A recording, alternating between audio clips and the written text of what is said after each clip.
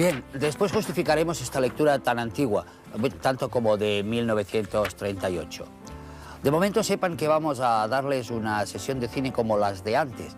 Mejor dicho, no como las de antes, una sesión de cine en la que les vamos a dar más por su dinero. En lugar de una sesión doble, una sesión triple, con 3 personajes que nos van a gustar mucho. 2 son nacionales y uno es un famoso Oscar de Hollywood. Bien, a través de su conversación, a través de sus opiniones, vamos a conocerlos como conocemos ya su obra. Fue difícil, ¿sabes? Porque en aquella época, aunque ya habían pasado 5 años de democracia, pero todavía la escena de una masturbación y en televisión era algo que a mí me imponía mucho respeto. Entonces primero tuve yo que ser libre por dentro para poder hacerla y después supuso, creo que la escena de más éxito de mi carrera a nivel popular. Yo me considero un ciudadano del mundo, a Dios gracias. Sí. No hay nada peor que el sentimiento nacionalista, que me parece que es una de las peores cosas que pueden ocurrir. Un hombre inteligente no puede ser nacionalista.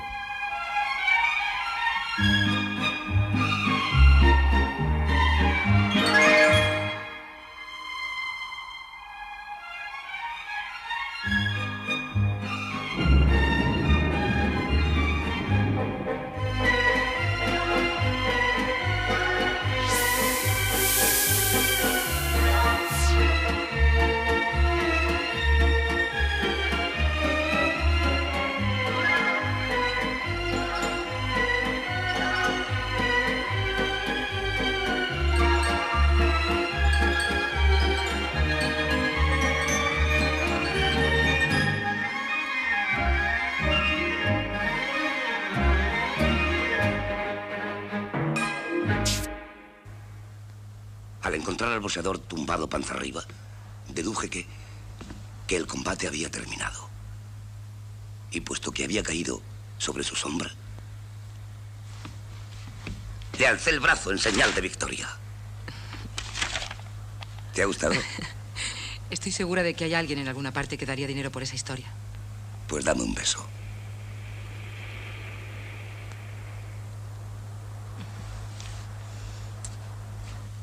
¡Oh, cielos! ¡Mi mujer con mi mejor amigo!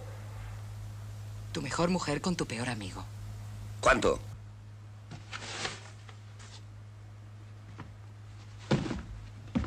Dice que no dará más hasta que no le entreguemos el libro. ¿Qué libro? Os está bien empleado. Tendréis que escribir un libro. Ya era hora. Charo López y José Sacristán se fueron a la Argentina.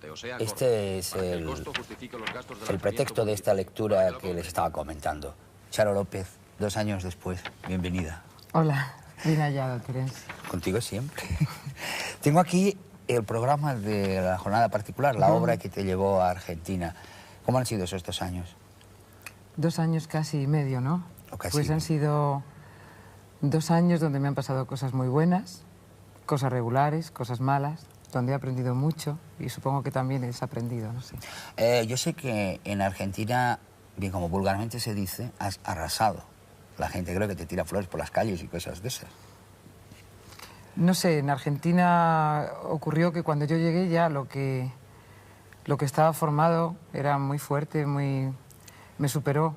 Era la popularidad de los gozos y las sombras. Así que yo llegué con todo hecho. ¿Te superó tanto como para pensar en una segunda carrera allí? Sí, de hecho me quedé. Luego me lo vas a contar porque yo creo que nuestros espectadores tienen derecho a recordar a la Charo López que tuvimos tanto tiempo aquí y que nos gusta volver a tener. Y a nosotros nos sale este anuncio que nos autoriza un pequeño descanso. Está bien, ¿vale? Sí.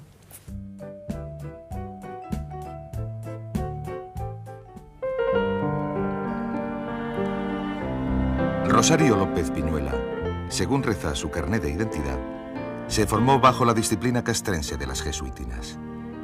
Aquella niña guapa y desarrollada, que fue en su pubertad, se transformó en un patito feo adolescente que, cuando paseaba sus 70 kilos por la Plaza Mayor de Salamanca, desataba el lirismo de los chicos, quienes no siempre atinaban en el tono halagador de sus piropos.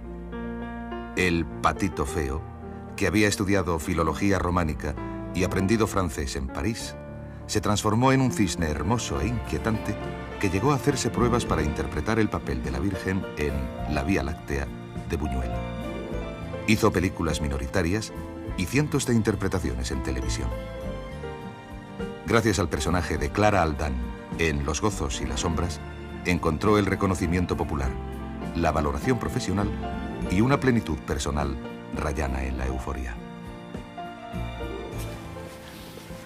Hola. Sí.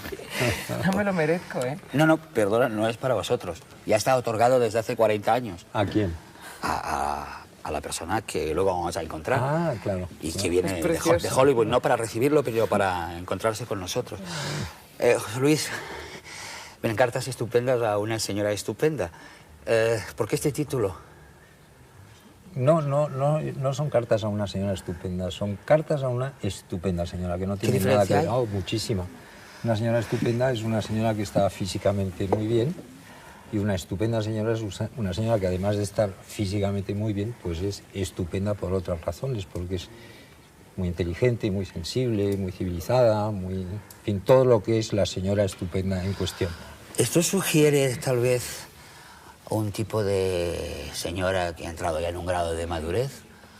Yo creo que las señoras, para ser estupendas, tienen que llegar a una cierta edad que no quiero aquí señalar, pero yo cuando tenía 15 años me gustaban las señoras de 30, a los 20 me gustaban las de 40, y ahora que tengo ya una edad que tampoco te diré, me siguen gustando las señoras de entre 40 y 45, es cuando saben. Cuando saben. ¿Saben? Sí, saben, lo saben todo. ¿Qué es la experiencia en la mujer, Charo? La experiencia en la mujer, pues no sé qué es. Pero me parece que no es una cuestión solamente de años, ¿no? No. Sino de oportunidades, de haber vivido muchas cosas. Sí, claro. La experiencia no es más que una serie de errores que uno ha cometido y que está dispuesto a cometer otra vez. Hacemos la cosa a la inversa. Toda esa moda que uno lee ahora en las revistas, bueno, una moda o tal vez una actitud ante la vida, de señoritas jóvenes que se enamoran de señores maduros, se casan con ellos o viceversa, ¿tú a qué crees que responde? Que son señoritas listas. Charo, a mí me gustaría mucho que José Luis te escribiera una carta de las suyas. ¿A mí? ¿A ti? A mí también me gustaría que me lo escribiera. ¿Tú lo harías? ¿Me dais 10 minutos? Te doy 10 minutos, pero... ¿En 10 minutos? Sí, hombre, porque es una carta que no la he escrito, pero la tengo escrita hace ya muchos años. Bueno, está bien. Yo te rescataré, José Luis, después de un momento para también que me ayudes a atender a nuestra próxima invitada, porque un caballero no se tiene todos los días en un plato y me vas a ayudar. Yo estaré encantado. Muchísimas gracias. Pues, ¿qué te parecería una hermosa rotonda para inspirarte? Sí, pues me voy a escribir la carta. ¿Te vas a escribir la rotonda, carta? Sí. Y yo 10 minutos. atiendo la admirable está bien, madurez José de Luis. Charo López. El tiempo físico de escribir. Hasta ahora. Fíjate qué alto, ¿no? Sí. Oye, envidia. Qué guapo, ¿no? Sí. Charo López.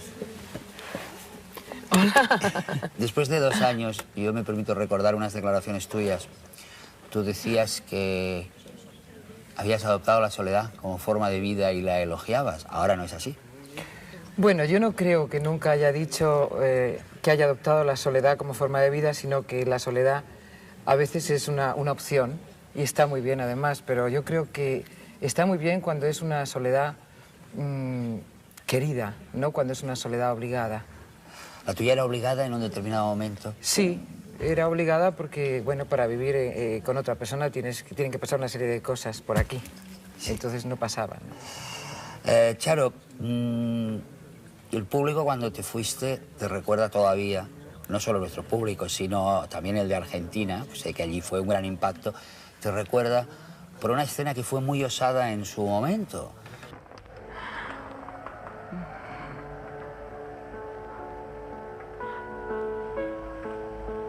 Yo tengo mis vicios, ¿sabes?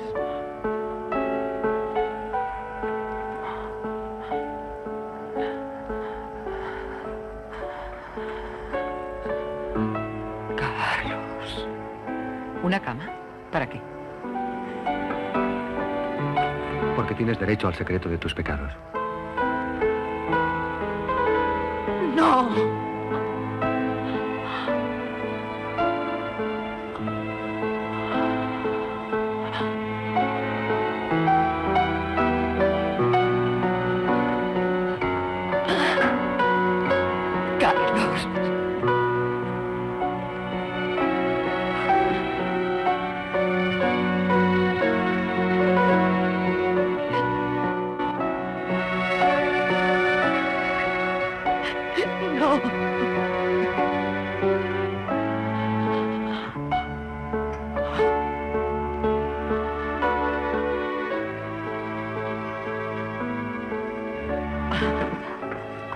esa escena tan impactante, ¿qué representó para ti?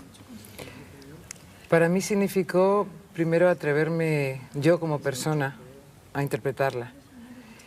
Y que fue difícil, ¿sabes? Porque en aquella época, aunque ya habían pasado 5 años de democracia, pero todavía la escena de una masturbación y en televisión era algo que a mí me imponía mucho respeto.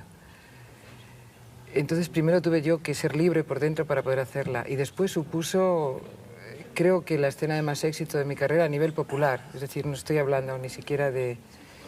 Creo que fue muy impactante. Pero tú has contado que tuviste un pequeño truco para que esta escena no resultase tan chocante como podía haber sido, ¿no? Sí. Ocurrió que a mí bueno, primero hubo, no censura, porque no había censura, pero sí hubo una especie de, un poco, tener cuidado con la escena. Y se pensó que lo mejor era hacer la escena de la masturbación en plano general.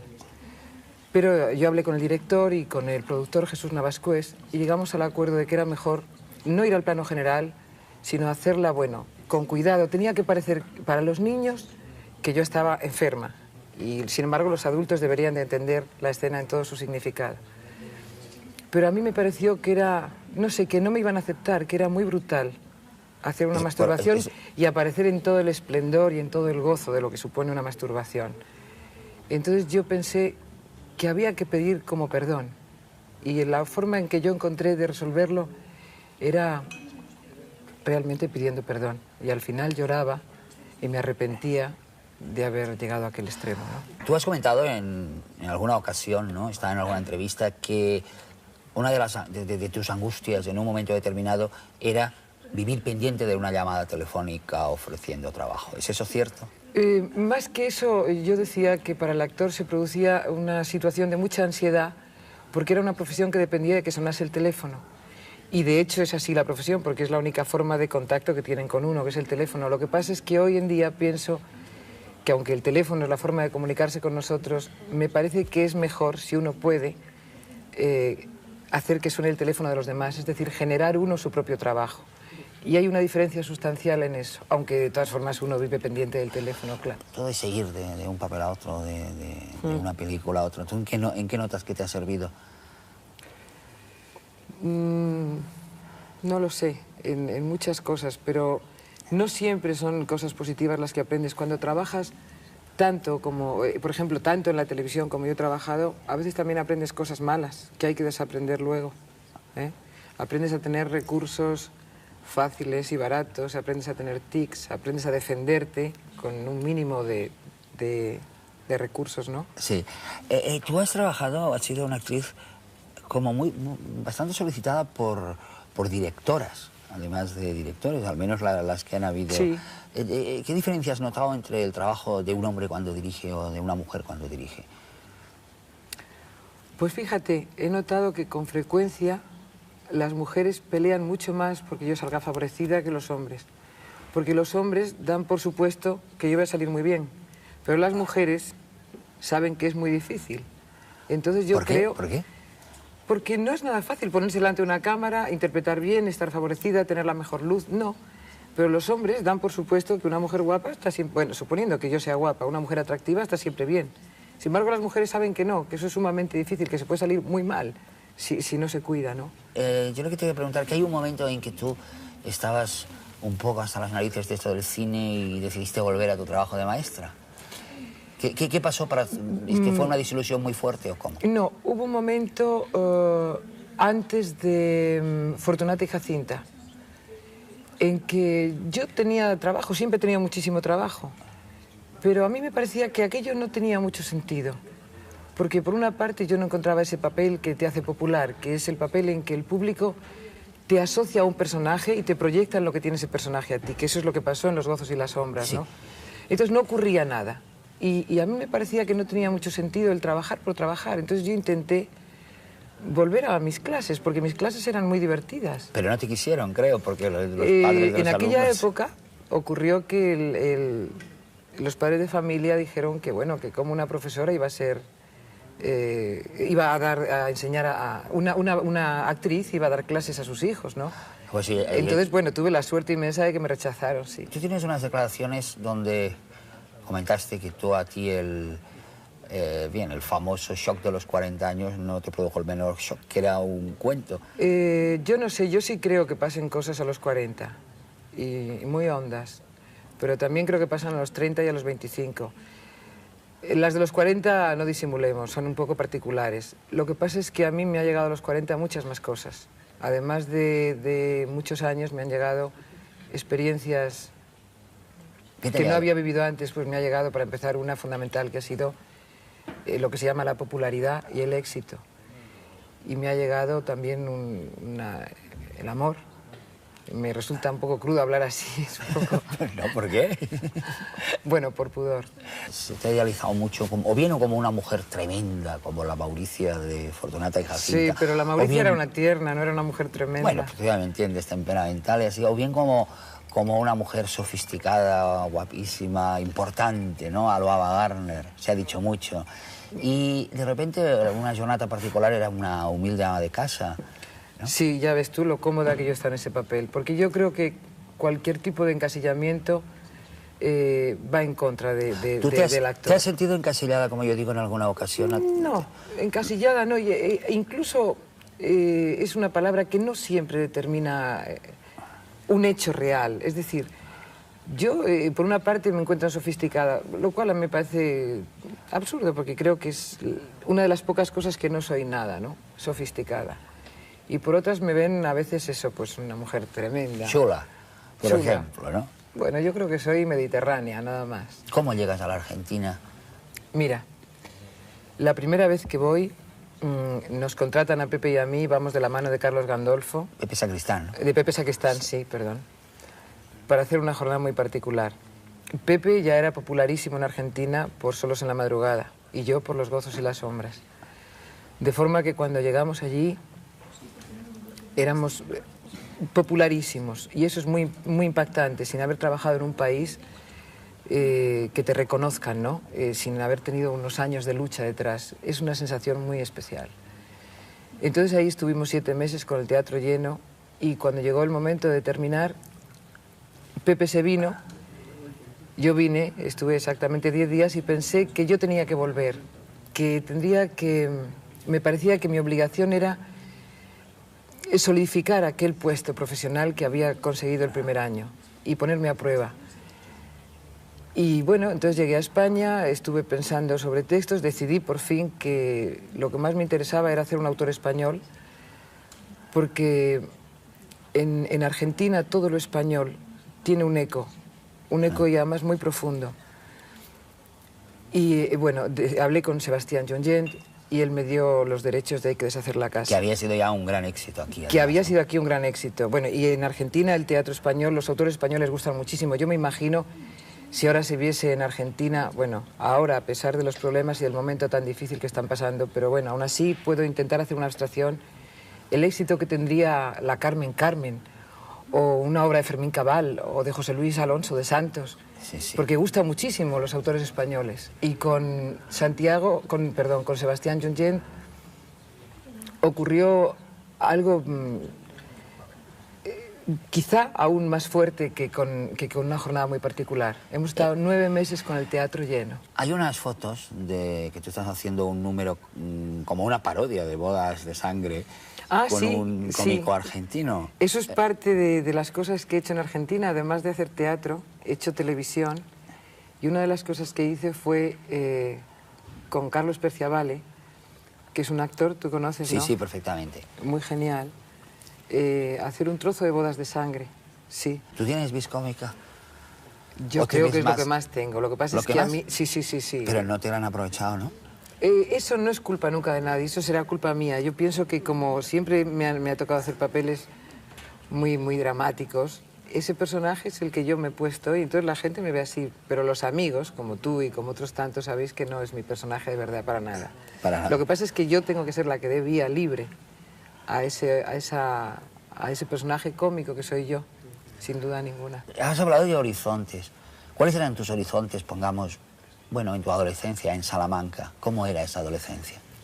Esa adolescencia era contradictoria, supongo que como casi todas las adolescencias, en la que había mucha fantasía, muchas ganas de ser mayor, de ser mujer, y por otra parte yo creo que siempre he sido muy infantil, profundamente infantil. Entonces recuerdo mi adolescencia como con muchas contradicciones, porque al mismo tiempo era muy mujer de aspecto físico y creo que era muy niña por dentro, ¿no?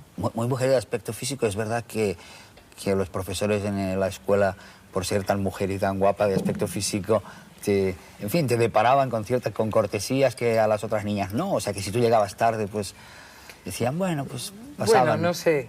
Yo cuando era pequeña me gustaba que me dijeran piropos, pero yo eso de qué guapa, o que, lo empecé a oír mucho más tarde. Yo cuando era pequeñita oía lo de... Era un mote que yo tenía en Salamanca, me llamaban la maicena, de pronto, ¿no? ¿La maicena? Sí, ¿Por qué? Por lo de 3 veces buena. Me llamaban Cubala. ¿Por? Porque yo, por las piernas, yo qué sé, no sé, eran unas agresiones terribles, ¿no? Entonces decía, ¿y cuándo miran que qué guapa soy? Pues no me lo decían nunca. Yo puedo recordar cómo era la adolescencia masculina en esta época. ¿Cómo era la adolescencia de una niña o de una muchacha, perdón? La adolescencia para mí era siempre el ansia de llegar a ser un poco la imagen que vendía la revista Chicas. Me acuerdo. ¿Te acuerdas de la revista Chicas? Sí, y Florita. Y Florita. Sí. Y bueno, mis cuentos eran, los cuentos de Elena Fortún. Sí. ¿Tú también recordabas las modas de Mopsy? ¿Las recordabas, sí, supongo, me encantaba, ¿no? Me volvían loca los recortables de modas Mopsy. Celia lo que dice también, ¿te acuerdas? Sí, me acuerdo perfectamente. Aquella era mi adolescencia, unas imágenes un tanto ingenuas y un poco desconectadas de la realidad. También me acuerdo de un personaje que me gustaba mucho y con el que sí me encontraba yo que me relacionaba más, que era Cuchifritín.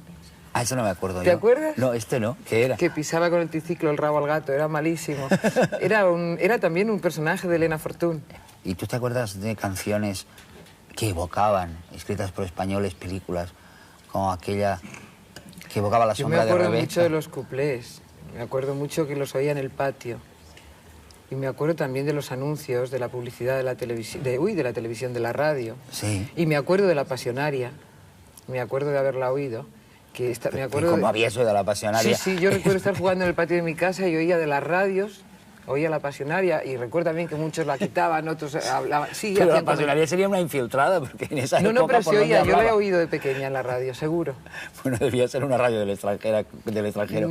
Supongo, la ponían para decir, miren, miren, miren. Oye, una cosa, no es La Pasionaria nuestra próxima invitada. Yo te quería sugerir un ejercicio, acordarte de esta canción. Sombra de Rebeca, sombra de misterio, eres la cadena de mi cautiverio, oh Rebeca, quimera y pasión. ¿Tú te acuerdas de que en esta época, bueno, un poco antes, esta señora Rebeca fue tan famosa que incluso había prendas, ¿no? Tú estás retratada en una de ellas. Sí. La famosa Rebeca. ¿No? Que es una cosa, fíjate qué curioso, que solamente ese término se ha adoptado en España. Si fuera, no. No, fuera hablas de Rebeca y creen que es un nombre propio femenino. Yo creo que te voy a dejar un momento, porque esta señora que llega de Hollywood, le tengo que hacer 4 preguntillas. Sí. Pero tú nos esperas en ese bar. Por supuesto. Hasta que volvamos al cine. Acuérdate que tenemos ese momento. ¿Te espero contigo, Oscar, o te lo llevas? No, te lo dejo. ¿Dónde voy a ir yo cargado con eso? Y ella ya lo tiene. Bueno, ¿no? sí sueño un rato más. Vale.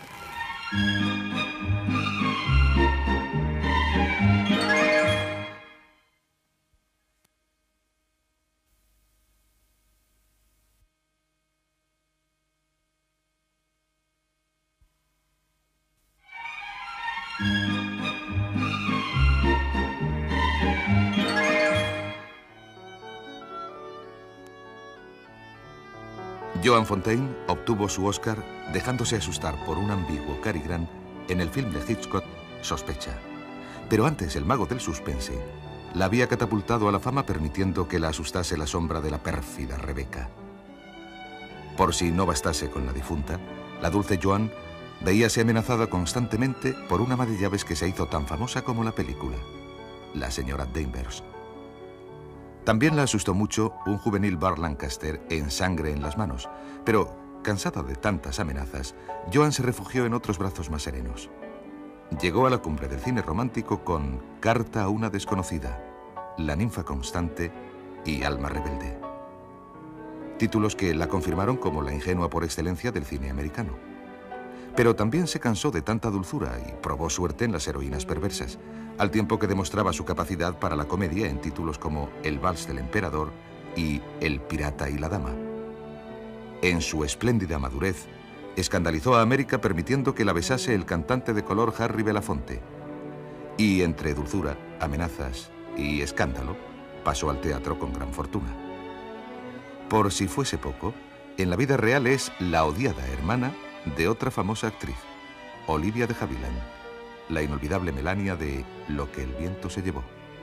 It was said during many years that you and your sister Olivia de Havilland were quite unfriendly. It's Is that quite true? true, and we still are. Oh, really? Yes. So there. Can't believe that. No, but the point is that being born in Japan and having armors and all that sort of thing, I was not introduced to my sister properly, I think. Oh. You're going to have a baby sister to play with. All that didn't happen. And so she was 15 months when I was born. Enough to be an intrusion and spoil her act. Oh. And I've been spoiling it ever since. Then the legend is true. It's absolutely true. Oh, my God. She never got over it. I talked to a child psychologist about it once, and he said, if it hasn't cured by the time you're, 20, it will never change. It will never change, No. and it didn't. Anyway, your ways in Hollywood never met. I mean, you were in one studio, she was in another one, and That's right. there was some problem in But this they one. tried to get us in the same picture often. But that would have been another Hiroshima if they had put us together. How lovely you tell it. Miss Fontaine, you were born in Tokyo, which Born in sounds, Tokyo, which yes. sounds very unexpected. Why in Tokyo? Because my mother was there at the time. Well, of course, she had to be there. But My father was a professor of French and English at the Imperial University, and he also was what, as he pronounces it, a patent attorney. And my mother's brother was a professor, so she went over to meet him, met my father, and they wondered whether they should get married or not, so they tossed a coin for him. Oh, and my mother lost. Talking about the films of the golden age of Hollywood, and I would like to know, how do you feel having been the stars of such classical films as Rebecca, Suspicion? Even as, without being a movie star, those days were fantastic in Hollywood because the war was beginning. All the great artists from Europe were coming to us because many of them were Jewish, many of them were persecuted one way or another in Europe, so we got them. We also got a lot of people that would have been in the south of France in the Scott Fitzgerald era, Cole Porter and Barbara Hutton, all those people. All of them. They came to Hollywood too. So we had a mélange of the most exciting, special people. And so I am spoiled for the rest of my life because of that. And do you feel any difference between that great Hollywood you used to know and now, and the film industry as it's being now? Terence, when I do a television or something, and I don't want to do any more, by the way, they have you, instead of your great big dressing room where you had your own maid, your own kitchen, you had people to lunch and served wine. You had your own makeup room and all that. Now, they give you a little what they call a Winnebago, which is a trailer, motorized trailer. And somebody steps on it and it shakes like mad, your lipstick goes all over. And lunch, they bring you in a paper plate. Oh, yeah. And the coffees in a paper cup. All the lovely things we had. We were talking about A Certain Smile, and Jennifer Jones on that film had a lovely dressing room on the set as well as in the main building. But she would have oil paintings, Manet, Monet, Oh, really? Renoir. In those golden years, when you could have a part like the young girl in Rebecca, what did it happen to a young actress as you were in that moment? Well, how did you feel when you were chosen to be that part? I had tested 7 times for that. Everybody in Hollywood tested. 1 to 2? Oh, everybody. So by the time I got it, it's like opening your Christmas present 7 times. 7 times. By the 8th time, it doesn't really matter. There were many actresses that were very eager to get that part. Yes. I think that it was as much important as the search for Scarlett O'Hara. Yeah, Who else was testing for that part? Rita Hayworth, probably Jennifer Jones, Geraldine Fitzgerald. I could go on. Margaret Sullivan. So Paulette many Goddard, others. I think she did. Vivian Leigh. Vivian Leigh also. Yes. And you won it. Yes, but the reason I won it, partly, was because they wanted a comparatively unknown and not very pretty, gangling, naive ingenue. That's why I got it. But you were very pretty in the film. Well, I must tell you, the same thing happened again. I had been flying with my husband, Brian Aherne. We had a plane. And we came in from a trip and thought we'd just stop at a bistro and have a little spaghetti and go right home. And I was in pigtails and no makeup on and just flying clothes. And the director came over, who was Edmund Goulding, a great English stage director. And Brian said, "Hi, what are you doing these days? Come and sit down." And this is my wife. Very English, this is my wife. And so Brian said, Edmund, what are you doing? What's going on? He said, "I'm having a terrible time. I have to produce for Warner Brothers a great big star, but she's got to be skinny and a child, and she has to look as though she's dying of consumption. Now, how about that?" And I said, "Well, how about it? How about me?" And he said, "Who are you?" I said, "I'm Joan Fontaine." He said, "Perfect." You fit the part. I got it the next day. Oh, yeah. But it's true that you were very shy, you, as a girl. Well, married to an Englishman, one's very shy. Why? Because the Englishman's home is his castle. But you divorced anyway. Yes. And suddenly you became wicked. You play Ivy, for instance. And, oh, yes. And Born to be Bad. Yes. Why? Then you wanted... can't keep on the same thing. I was typed as it was, unfortunately. Yeah. And once you're typed, you only have so long a career that people get bored with that. And also, you can't show the audience and the producers that you have other facets to your acting ability. You didn't. You felt that you had to show that other face to the audience. Well, I got bored with them too. And after all, as we used to say about Doris Day, she was the only 40-year-old virgin in pictures. When you just can't go on being that.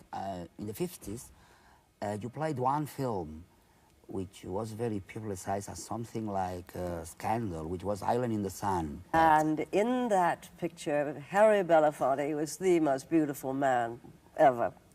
I believe he kissed me. Yes, and that was shocking. I have the film. He did. He did kiss yes. me. Well, how could I forget a thing like that? But I got letters from the Ku Klux Klan. I got terrible letters. Which was the real problem? Well, we had not had the blacks, as we call them now, were in the back of the bus. They weren't allowed to be in the same restaurant with you, let alone kiss you. So that was an innovation. And I am glad that it was, and I'm glad things have changed. What happened when you have been a star all your life, and suddenly you came into maturity? Is there any, that was a problem in Hollywood? I moved away. I wasn't going to wait for that one. So I moved and lived in New York and had a wonderful time. I lived in New York for 25 years. You went into theater. I remember you were in theater. I've done a great deal of theater, and that was grand. And I had my own television show, and I've done a lot of television movies anyhow. And that's enough. That's fine. You work with so many actors that has become themselves, and by their own right has become legends. I would like to ask you, for instance, Orson Welles, you played. Very difficult man. Yeah. You know, I've worked with 2 or 3 actors that don't like acting. that dread acting.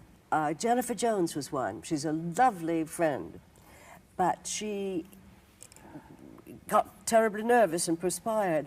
Orson would do anything rather than complete a scene. He'd make a fuss, he'd do anything. He'd pretend that he was ill. Mario Lanza, the same way. They hated the camera. I loved the camera. You also work with, well, of course, Gary Grant. How was Gary Grant?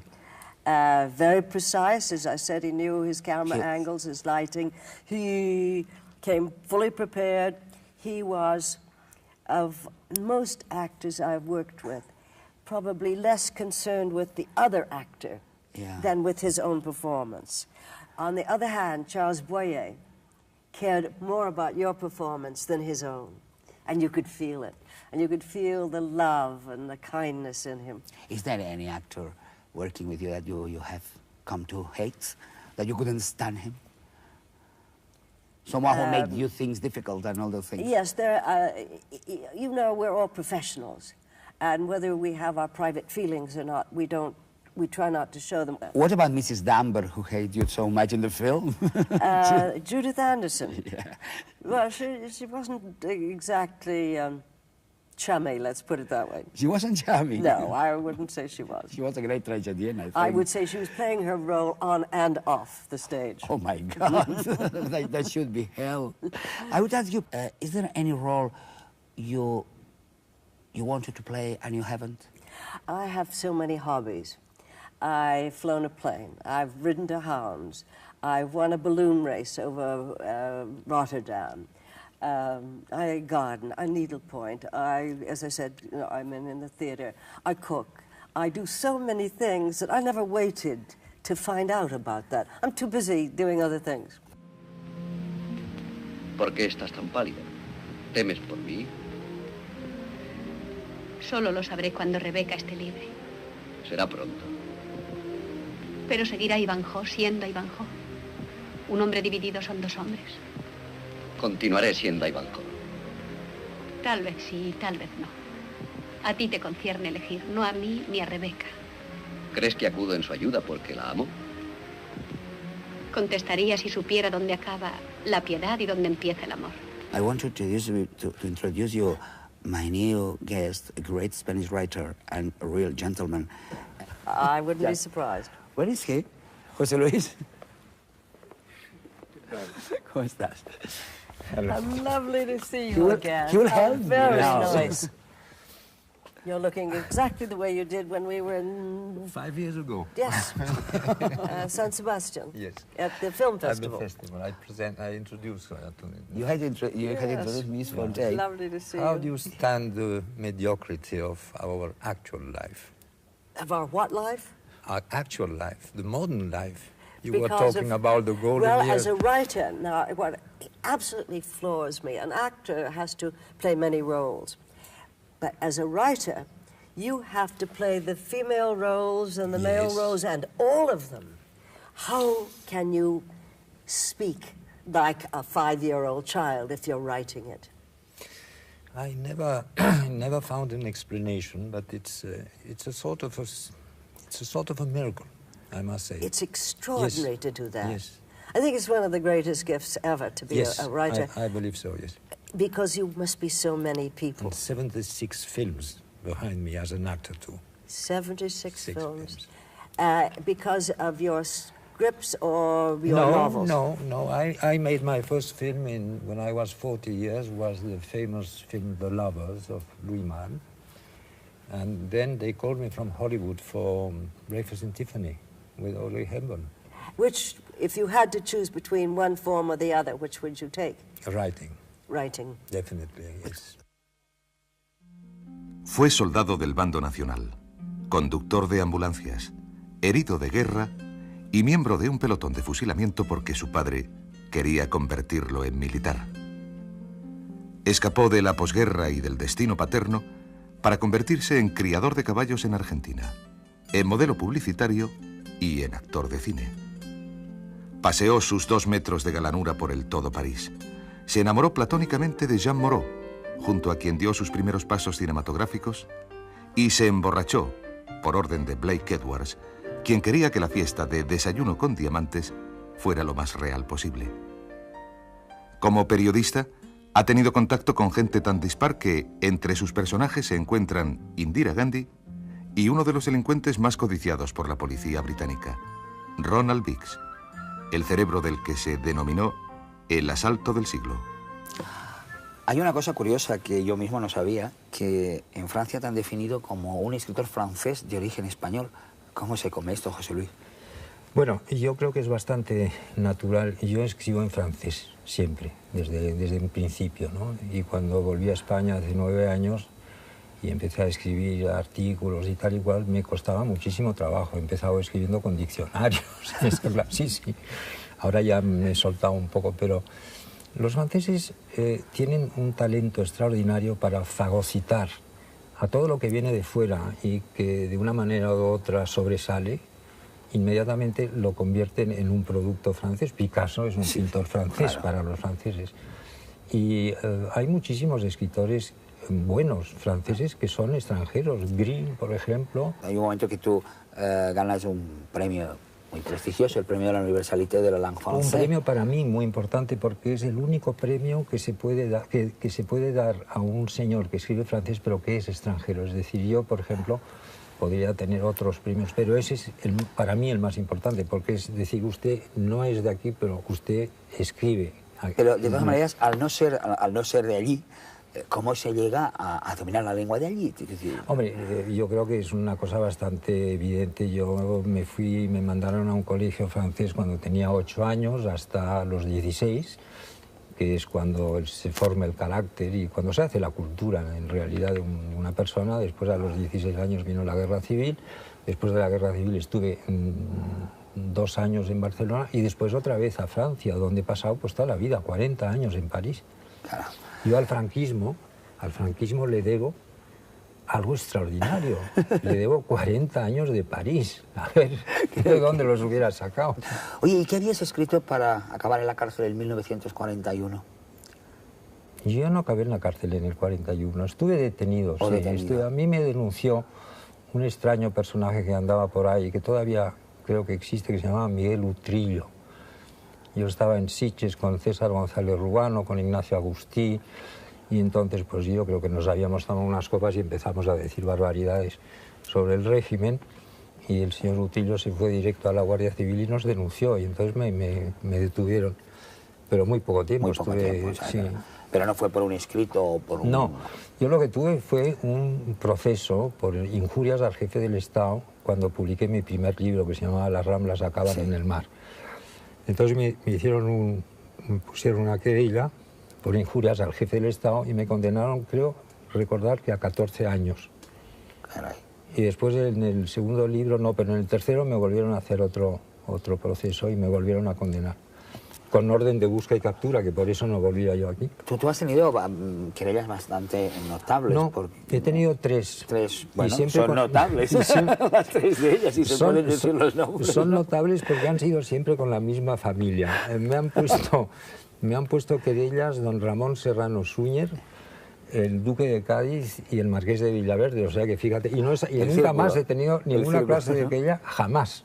¿Esas querellas te han dolido, te han preocupado o te han divertido? No, me han divertido mucho, porque estos señores se consideraban totalmente intocables, y el hecho de que los mencionaras, y que además los mencionaras despectivamente, pues era algo que no podían soportar, y querella va, y querella viene. ¿Y tú esa realidad de aquí, cómo la veías o cómo la sospechabas? Bueno, para expresarla, ¿no? Tengo que explicarte por qué. Yo me marché porque en Cataluña, después de la guerra, hubo una época, fueron esos 2 años que yo viví, que eran verdaderamente terribles. Había una atmósfera de revanchismo, una represión absolutamente feroz.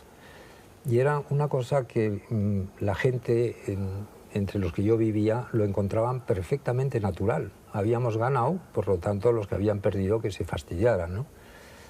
Y yo, por el hecho de haber estado educado fuera de España durante tantos años, yo aquello no lo veía de la misma manera. Yo dije, yo no puedo vivir en esta atmósfera verdaderamente de horror, ¿no?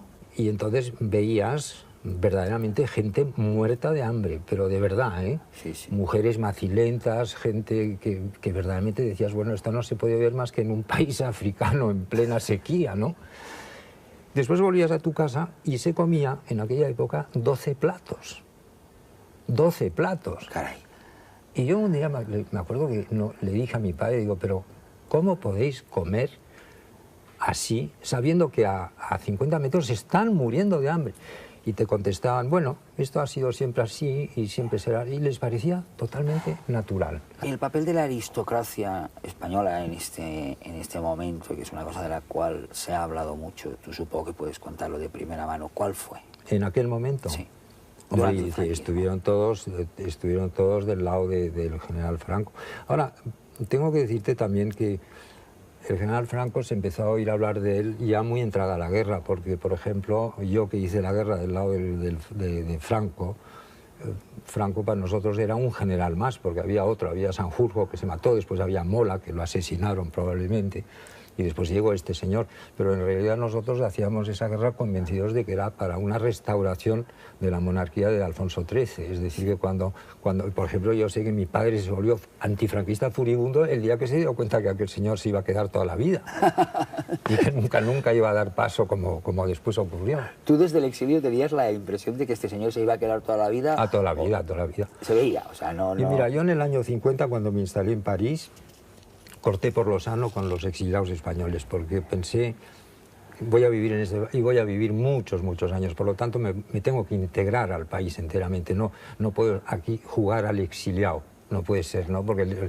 vivían juntos, ¿no? Sí, sí. Y se contaban la batalla del Ebro y la toma de Teruel y cuando volvamos mañana y decías, esta gente están verdaderamente en las nubes, ¿no? Ya entonces ya mantenías que la nostalgia es un error. La nostalgia es un error tremendo, sí. Es la manera más fácil de envejecer. Y el cine, porque tú de repente te encuentras en el cine, te encuentras metido en una serie de películas que han hecho historia, como Les Amants, Julieta de Louis, sí. Darling, con Julie Christie. Sí, eso fue pura casualidad. Yo tenía exactamente 40 años cuando hice Los Amantes. Y en aquella época tú sabes que había la famosa Nouvelle Vague, sí, exacto, que eran unos cine, señores, ¿no?, que hacían películas un poco sobre la marcha, sin guión y tal y cual. Y una mañana me llamó un amigo mío, productor, y me dijo, tengo un actor que se me ha roto una pierna, no me acuerdo lo que había pasado, y necesito a alguien para ese papel, ven, haznos este favor. Y fui allí, y aquel papelito que tenía que tener pues minuto y medio se convirtió en el segundo papel de la película. En Julieta de L'Esprit tú te apareces a Julieta Massina en plan de caballero español súper romántico en sus delirios de pobre ama de casa abandonada, y en Desayuno con Diamantes te presentas en la fiesta de Rodríguez Hepburn regalándole, creo recordar, unas banderillas. Unas banderillas. Sí. ¿No tenías miedo que te encasillasen en el papel ese de caballero español? Ya ocurrió. Pero a mí me dio mucha vergüenza la película de Fellini, porque se llamaba Julieta de los Espíritus, porque me dijo en un momento dado, él improvisaba mucho, él llegaba con un guión enorme, pero después hacía lo que le daba la gana. Y en una de esas ocasiones me dijo, hombre, dice, como haces de español, cuéntanos una corrida de toros. Y yo le dije, mira, a mí me gustan mucho los toros, pero no tengo ni idea, no soy un técnico. Y entonces me hizo hacer unas cosas allí que después me daban una vergüenza espantosa. Yo pensé, cuando la pasaron aquí en televisión española, pensé, no voy a poder salir a la calle durante 8 días porque se van a morir de risa, ¿no? Y si caigo con un torero me va a romper la cara. No, pero la película se mantiene muy bien ahora. La película no ha envejecido, sí. Ha ganado, creo yo, con el tiempo. Sí. ¿Cuál es el sentido de la aristocracia en estos momentos en la sociedad española? Yo personalmente tengo muy pocos contactos porque es una gente con la cual no tengo nada que hacer, ni que decir, ni sobre todo no tengo nada que escuchar. Pero yo creo que se han convertido, habiendo perdido el poder político y habiendo perdido el poder financiero que ya no tienen, pues se han convertido en un club de gente que se considera selecta, que se reúnen en Madrid todos los días en aquel club que yo llamo Mongolia Exterior, y a jugar al golf y todas esas cosas. Pero en fin, son una gente muy agradable, muy bien vestida, que comen muy bien, pero nada más. Te has metido bastante con personajes de la Jet Set. Bueno, la Jet Set es un grupúsculo de gente que no representan absolutamente nada, y mucho menos una sociedad, no representan nada. Son una gente que están allí, que viven de verdad, viven del cuento, es decir, viven de vender sus intimidades, sus bodas, sus bautizos, sus hernias, sus abortos.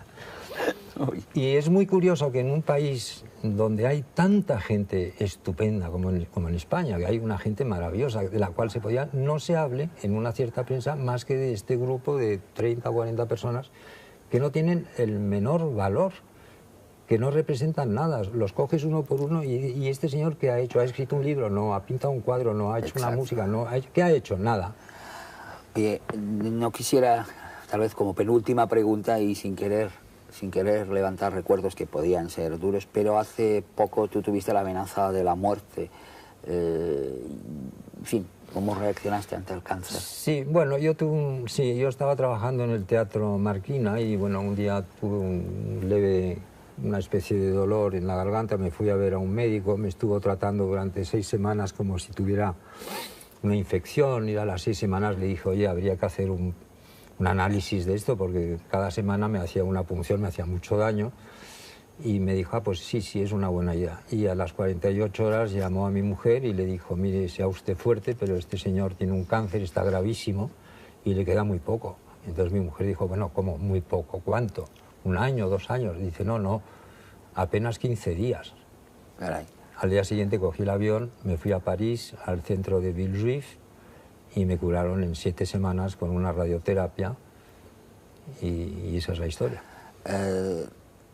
Yo sé que yendo de niño a una primera representación de ópera a ver o a oír Boris Godunov, tuviste como una sensación muy teatral de la muerte. Habiéndola tenido tan cerca... Bueno, la muerte yo personalmente no le tengo ninguna especie de temor, creo que es una cosa ineluctable y que nos va a pasar a todos. Y yo considero más bien la muerte como una liberación de muchas cosas, es decir, yo tengo ya yo tengo 69 años. No, con no decirlo. Sí, bueno, gracias, pero en fin, la cuestión es que a mí que me quiten lo bailado. Y ahora no me vería un dedo para volver atrás, no sé cómo decirte, estoy muy bien de pensar que un día se va a acabar, y se va a acabar porque se tiene que acabar, ¿por qué no? De todas maneras, sí deberías mover un dedo para acabar esa carta a Charo López, mientras la vemos un momento a ella en esos años 40. Me esperan, Martín. Tengo que dejarte. Es para que pagues esto. Pero, Nati, es mucho dinero. Con lo que te sobre me haces un regalo.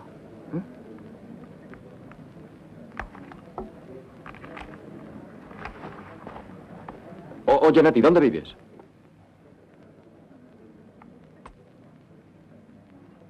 Charo, no tengo aquí una carta que es feliz, pues va a buscarte. La de José Luis. Y además parece que todo liga, porque acuérdate que una de las películas más famosas de John Fontaine era precisamente Carta de una desconocida. Stefan Zweig. De Stefan Zweig. En este caso concreto va a ser, bien, una carta a una estupenda señora. Sí, de estupendez ya acreditada. Pero lo voy a leer yo para, en fin, solucionar vuestra natural modestia. Sí, desde luego, yo sería incapaz. A ver cómo se lee. Es como una fría y serena arquitectura de paladio hecha mujer. Convendría mirarla escuchando en la lejanía un largo de Händel. La noche le sienta como a Electra le sentaba el luto. Tiene párpados de flor muerta y una boca carnívora con los labios mejor dibujados que los de Mona Lisa. Son labios que con una sonrisa le hacen sombra a cualquier luz. Altos y duros, sus pómulos atraen el resplandor del alba como una trampa para libélulas. Su voz, es densa, profunda, perfumada de alcohol y de tabaco, de soledad y de insomnio. Su voz es un pecado mortal abierto de par en par. No sé por qué, pero la imagino durmiendo con un ojo siempre abierto, como los gatos sin amo. Es un ser suntuoso y flagrante, el símbolo de tantas cosas que tantas mujeres nunca serán. Es el colmo de la armonía y la fragilidad, vulnerable y peligrosa como un cristal en equilibrio. La aburrida perfección de Ava poco tiene que ver con esta hermosura de animal salvaje. Charo López, mujer de altura, jamás amurallada, ni prisionera, ni domada. Menuda mujer. José Luis.